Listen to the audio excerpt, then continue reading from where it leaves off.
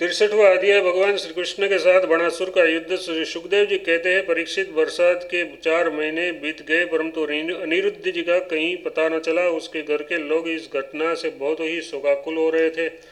एक दिन नारद जी ने आकर अनिरुद्ध का सोनितपुर जाना, वहाँ बाणासुर के सैनिकों को हराना और फिर नागपास में बांधा जाना, ये सारा समाचार सुनाया। तब श्री कृष्ण को ही अपना आराध्य देव मानने वाले यदुवंशियों ने सोनितपुर पर चढ़ाई कर दी। अब श्री कृष्ण और बलराम जी के साथ उनके अनुयायी सभी यदुवंशी प्रद्युम्न, सात्यकी, गद, सांब, सारण, नंद, उपनंदन और भद्र आदि ने 12 अक्षौहिणी सेना के साथ व्यू बनाकर चारों ओर से बाणासुर की राजधानी को घेर लिया। जब बाणासुर ने देखा कि यदुवंशियों की सेना नगर के उद्यान, परकोटों, बुर्जों और सिंह द्वारों को तोड़-फोड़ रही है, तब उसे बड़ा क्रोध आया और वह भी 12 अक्षौहिणी सेना लेकर नगर से निकल पड़ा।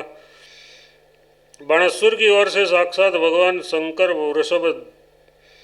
वृषभराज नंदी पर सवार होकर अपने पुत्र कार्तिकेय और गणों के साथ रणभूमि में पधारे और उन्होंने भगवान श्री कृष्ण तथा बलराम जी से युद्ध किया। परीक्षित, ये युद्ध इतना अद्भुत और घमासान हुआ कि उसे देखकर रोंगटे खड़े हो जाते थे। भगवान श्री कृष्ण से शंकर जी का और प्रद्युम्न से कार्तिकेय स्वामी का युद्ध हुआ। बलराम जी से कुंभांड और कुंभकर्ण का युद्ध हुआ। बाणासुर के पुत्र के साथ सांब और स्वयं बाणासुर के साथ सात्यकी भिड़ गए। ब्रह्मा आदि बड़े बड़े देवता, ऋषि मुनि, सिद्ध, चारण, गंधर्व, अप्सराएं और यक्ष विमानों पर चढ़ चढ़कर युद्ध देखने के लिए आ पहुँचे।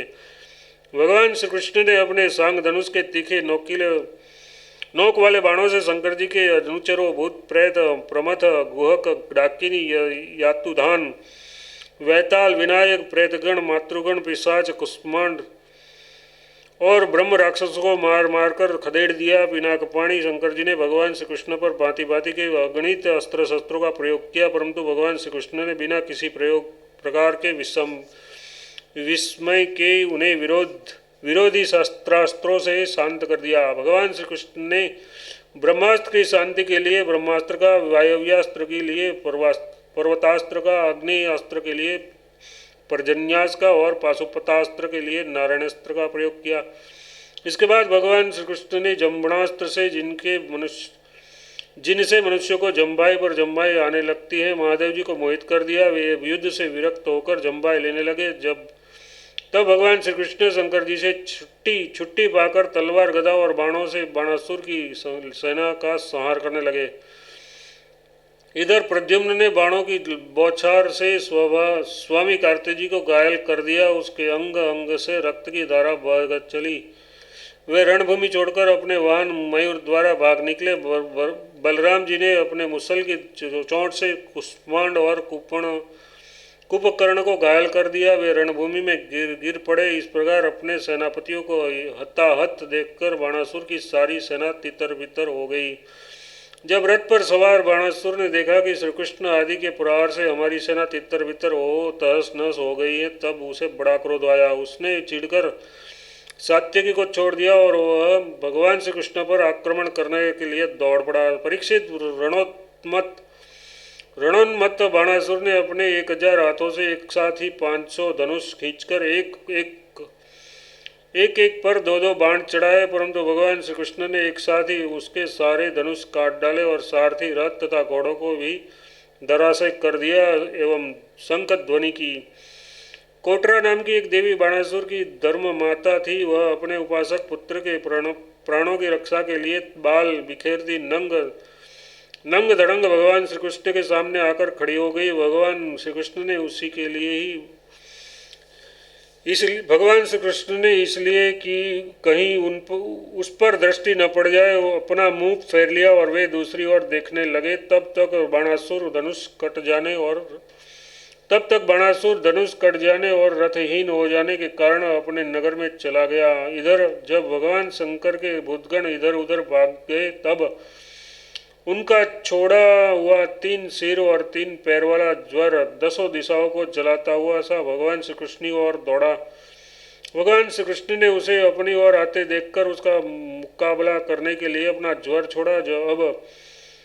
वैष्णव और माहेश्वर दोनों ज्वर आपस में लड़ने लगे। अंत में वैष्णव ज्वर के तेज से माहेश्वर ज्वर पीड़ित होकर चिल्लाने लगा और अत्यंत भयभीत हो गया। जब उसे अन्यत्र कहीं त्राण न मिला तब वह अत्यंत नम्रता से हाथ जोड़कर शरण में लेने के लिए भगवान श्री कृष्ण से प्रार्थना करने लगा। ज्वर ने कहा, प्रभु आपकी शक्ति अनंत है, आप ब्रह्मादि ईश्वरों के भी परम महेश्वर हैं, आप सबके आत्मा और सर्वस्वरूप हैं, आप अद्वितीय और केवल ज्ञान स्वरूप हैं, संसार की उत्पत्ति स्थिति और संहार के आप कारण आप ही हैं।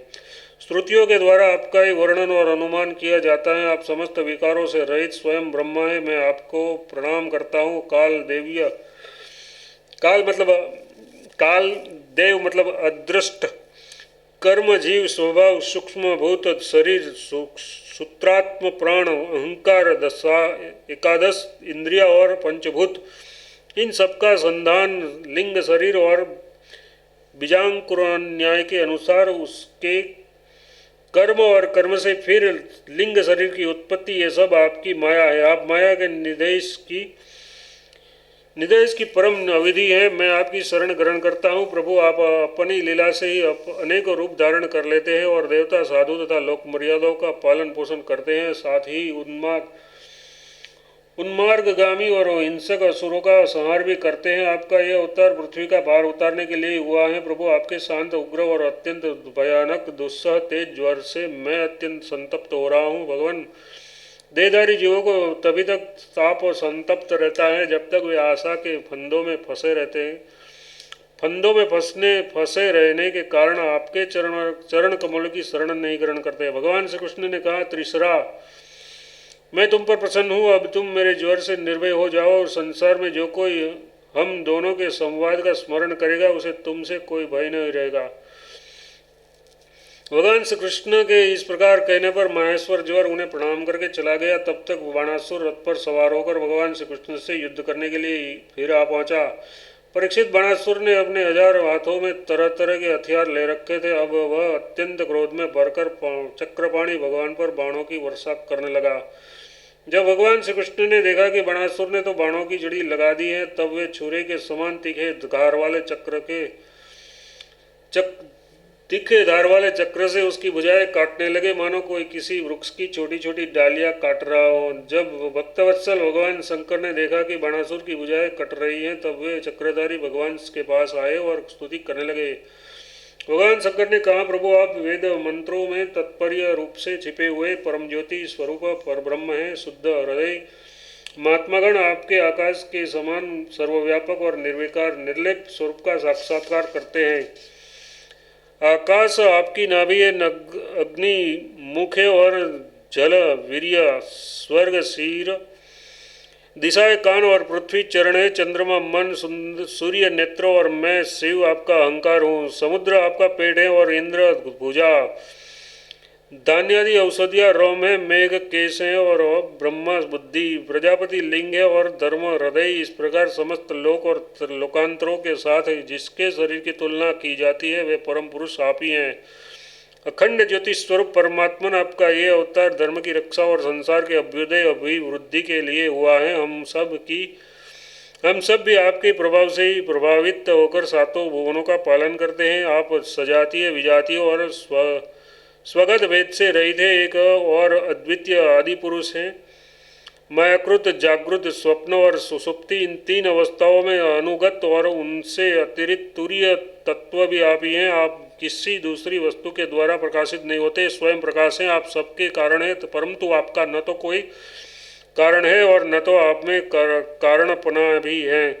भगवान, ऐसा होने पर भी आप तीनों गुणों के विभिन्न विषमताओं को प्रकाशित करने के लिए अपनी माया से देवता, पशु पक्षी, मनुष्य आदि शरीरों के अनुसार भिन्न भिन्न रूपों में प्रतीत होते हैं। प्रभु, जैसे सूर्य अपनी छाया बादलों से ही ढक जाता है और उन बादलों तथा विभिन्न रूपों को प्रकाशित करता है, उसी प्रकार आप तो स्वयं प्रकाश हैं, परंतु गुणों के द्वारा मानो ढक से जाते हैं और समस्त गुणों तथा गुणाभिमानी जीवों को प्रकाशित करते हैं। वास्तव में आप अनंत हैं। भगवान, आपकी माया से मोहित होकर लोग स्त्री पुत्र स्नेह देह गे आदि में आसक्त हो जाते हैं और फिर दुख के अपार सागर में उतराने लगते हैं।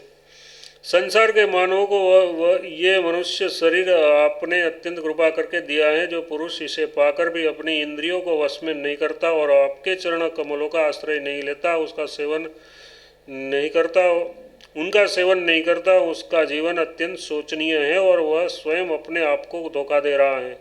प्रभु, आप समस्त प्राणियों के आत्मा, प्रियतम और ईश्वर हैं, जो मृत्यु का ग्रास मनुष्य आपको छोड़ देता है और अनात्म दुख रूप एवं तुच्छ विषयों में सुख बुद्धि करके उनके पीछे भटकता है, वह इतना मूर्ख है कि अमृत को छोड़कर विष पी रहा है। मैं ब्रह्मा, सारे देवता और विशुद्ध हृदय वाले ऋषि मुनि सब प्रकार से और सर्वात्म बोध से आपके शरणागत है, क्योंकि आप ही हम लोगों के आत्मा, प्रियतम और ईश्वर हैं। आप जगत की उत्पत्ति, स्थिति और प्रलय के कारण हैं। आप सब में सम, परम शांत, सबके सुहृदय आत्मा और इष्ट देव हैं।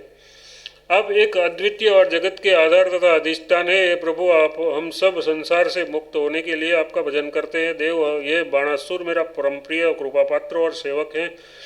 मैंने इसे अभयदान दिया है। प्रभु, जिस प्रकार उसके परदादा दैत्यराज प्रहलाद पर आपका कृपा प्रसाद है, वैसा ही कृपा प्रसाद आप इस पर भी करें। भगवान श्री कृष्ण ने कहा, भगवान, आपकी बात मानकर जैसा आप चाहते हैं मैं उसे निर्भय किए देता हूँ। आपने पहले इसके संबंध में जैसा निश्चय किया था, मैंने इसकी भुजाएं काटकर उसी का अनुमोदन किया है। मैं जानता हूँ कि बाणासुर दैत्यराज बलि का पुत्र है, इसीलिए मैं भी उसका वध नहीं कर सकता, क्योंकि मैंने प्रहलाद को वर दे दिया है कि मैं तुम्हारे वंश में पैदा होने वाले किसी भी दैत्य का वध नहीं करूँगा। इसका घमंड चूर करने के लिए ही मैं इसकी भुजाएं काट दी है। इसकी बहुत बड़ी सेना पृथ्वी के लिए पार हो रही थी, इसलिए मैंने उसका संहार कर दिया है। अब इनकी 4 भुजाएं बच रही हैं, ये अजर अमर बनी रहेगी। ये बाणासुर आपके पार्षदों में मुख्य होगा। अब इसको किसी से किसी प्रकार का भय नहीं है।